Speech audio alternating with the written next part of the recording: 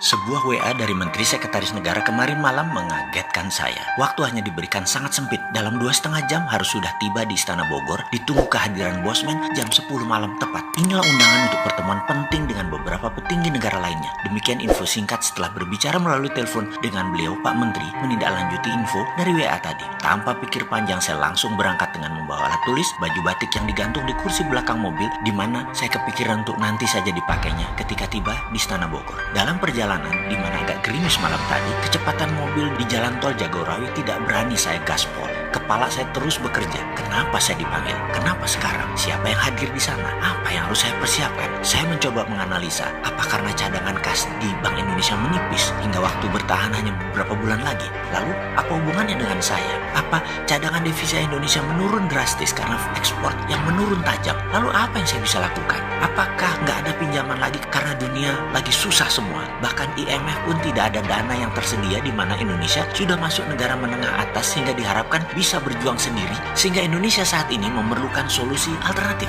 Apa ada signal bahwa Amerika menang perang sehingga memerlukan kebijakan bagaimana menghadapi Trump yang ambisius untuk menjadi sheriff dunia? Lalu saya harus bagaimana? Pikiran saya yang liar ke sana kemari tanpa terasa membawa ke ujung jalan tol keluar di dekat terminal Baranang Siang Bogor. Belok kanan dan tidak lama kemudian kurang dari 5 menit sudah sampai gerbang Istana Bogor yang malam itu cukup lengang suasananya. Namun protokol keamanan di depan gerbang ternyata ketat sekali. Kendaraan saya berhenti tepat di depan gerbang. Jendela kaca mobil saya turunkan perlahan. 2 orang menghormat dan membungkuk menanyakan identitas saya yang dicocokkan dengan data di map seorang perwira di belakangnya. Mardi Guowi ya Pak, katanya sopan. Yang dilanjutkan, silakan parkir di sisi kiri, nanti Bapak akan kami kawal ke dalamnya. Saya melihat jam dan jam menunjukkan jam 9.40 malam. Alhamdulillah tepat waktu. Sambil memarkirkan mobil, saya ganti pakaian batik dan mengambil map kulit, buku catatan favorit saya. Kendaraan listrik Golf menanti saya dan saya pun duduk di samping pengemudi yang kemudian berjalan cukup kencang ke arah pepohonan sisi kanan, berbelok sedikit, kemudian dari kejauhan gedung megah walaupun agak tua terlihat anggun ketika diberikan sorot lampu menyinari sekeliling gedung tersebut.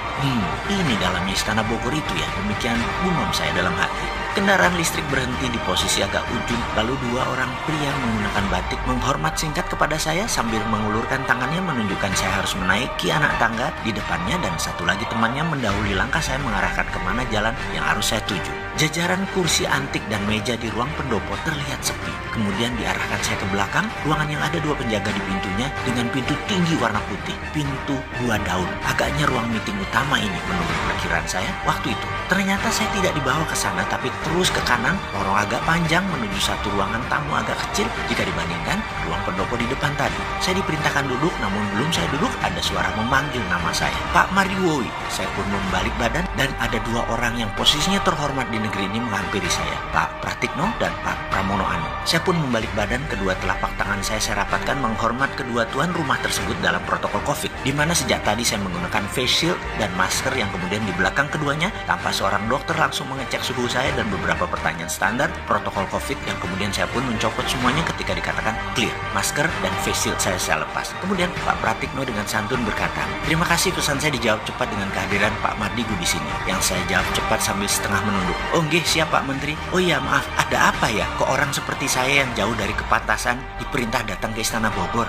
Pertanyaan saya tidak dijawab oleh Pak Pratikno, juga tidak dijawab oleh Pak Pramono Anung. Lalu Pak Pramono Anung berkata dengan perlahan, nanti di dalam saja semua penjelasannya. Sambil dirinya memerintahkan saya mengikuti dirinya berjalan. Silakan Pak Mardi Gu, katanya sambil berjalan, yang saya ikuti dengan segera. Kemudian kami berjalan ke arah ruangan yang tadi saya lewati dan kali ini pintu telah separuh terbuka. Pak Pratikno mendahului masuk dan saya pun mengikutinya. Cireng! Kehadiran kami menjadi perhatian beberapa pejabat yang duduk di meja meeting panjang, di mana posisi ujungnya ada Pak Presiden Jokowi, di kiri kanannya ada Panglima TNI, ada Kapolri, Ketua DPR, Ketua MPR, Gubernur Bank Indonesia, Ketua BPK, yang kemudian kami saling salam ala protokol COVID dan mereka pun mempersilahkan saya duduk di samping Pak Pratikno. Kami bersepuluh, di mana kemudian Pak Presiden memerintahkan yang lain kecuali yang berada di meja meeting ini untuk keluar ruangan. Semua ini membuat saya tegang sekali karena tidak tahu apa yang akan terjadi. Begini, saya langsung saja. Demikian Pak Presiden mengawali percakapan malam ini dengan nada seperti dirinya lakukan yang banyak kita kenal, mengeja perlahan kata per kata. Mas Mardigu, terima kasih atas kehadirannya. Kami mengundang semua yang hadir di ruangan ini dengan pemberitahuan sangat terbatas dan semuanya sama. Hanya kami putuskan tadi sangat cepat, yaitu jam 7.30-an malam untuk kehadiran jam 10 malam ini di ruangan ini. Semua tidak ada yang tahu agenda apa yang akan kita bicarakan kecuali saya dan Pak Pratikno. Suasana hening dan terlihat ekspresi wajah lainnya sama seperti saya, bertanya-tanya. Mas Mardigu, demikian nama saya disebut beliau dan saya menambah tegang, deg-degan di hati saya. Kalau saya beli waktu 15 menit, demikian Pak Presiden melanjutkan perkataannya, bisakah presentasi singkat, padat, cepat menceritakan bagaimana strategi MMT kita terapkan untuk Indonesia menjadi negara nomor 1 di dunia dalam waktu yang cepat dan harus diraih sebelum tahun 2030. Di mana demikian Pak Presiden berkata dengan jeda panjang sebelum dilanjutkan. Di masa pandemik ini dan di tahun depan, Indonesia sudah bisa meningkat ekonominya dan kedaulatannya 2 kali lipat dari saat ini. Saya tarik nafas panjang dan dalam yang disaksikan 9 orang yang terhormat di negeri ini. Wajah mereka menunjukkan pandangan aneh menurut saya. Karena mungkin di kepala mereka 15 menit waktu yang singkat untuk presentasi. Apa bisa? Saya tanpa basa-basi setelah membuka dengan salam, saya menyatakan, insya Allah bisa Pak Presiden. Kemudian beliau pun tanpa membuang waktu mengatakan, silakan jelaskan kepada kami. Saya pun langsung memulai dengan bercerita. Kalau Tiongkok punya 2 standar mata uang renminbi dan yuan 30 tahunan yang lalu, sekarang sudah 1 nilainya. Lalu ketika perang dagang memuncak, renminbi menerbitkan e-renminbi. Ini adalah strategi baru menerbitkan mata uang di era digital. Mereka lakukan persis seperti 30 tahunan yang lalu, hanya kali ini digital currency.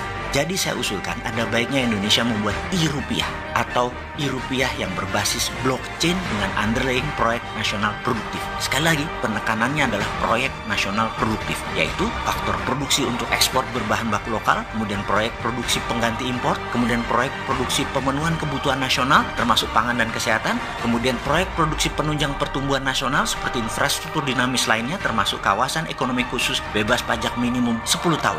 E-rupiah ketika diterbitkan dengan Trusted Open Ledger ini akan mudah mengontrol peredaran digital currency rupiah tersebut sehingga menariknya kembali dari peredaran untuk kendali inflasi menjadi mudah. Sarananya, saya punya program blockchain sudah jadi sejak 2 tahun yang lalu untuk dashboard pemerintah dan kendali sistem distribusi digital currency rupiah yang akan saya berikan ke negara. Dan sebaiknya dibuatkan lembaga khusus untuk hal ini yaitu SKK Satuan Kerja Khusus Keuangan selama proyek ini berjalan yaitu 10 tahun. Demikian presentasi saya selesai Pak Presiden dan hadirin para pejabat negara yang terhormat, semoga bisa menjadi landasan acuan tindakan pemerintah ke depan. Tampak yang hadir semuanya diam menunggu reaksi Pak Presiden. Pak Presiden pun diam, berpikir dalam. Dalam hati saya berkata, kalau presentasi ini diterima, inilah moment of greatness. Sebuah meeting rahasia yang akan merubah jalan kehidupan berbangsa dan bernegara Indonesia ke depannya. Sengitnya dunia akan menekan Indonesia. Langkah Indonesia harus cepat dan tidak terbaca. Tahu-tahu Indonesia sudah menjadi negara besar dalam 2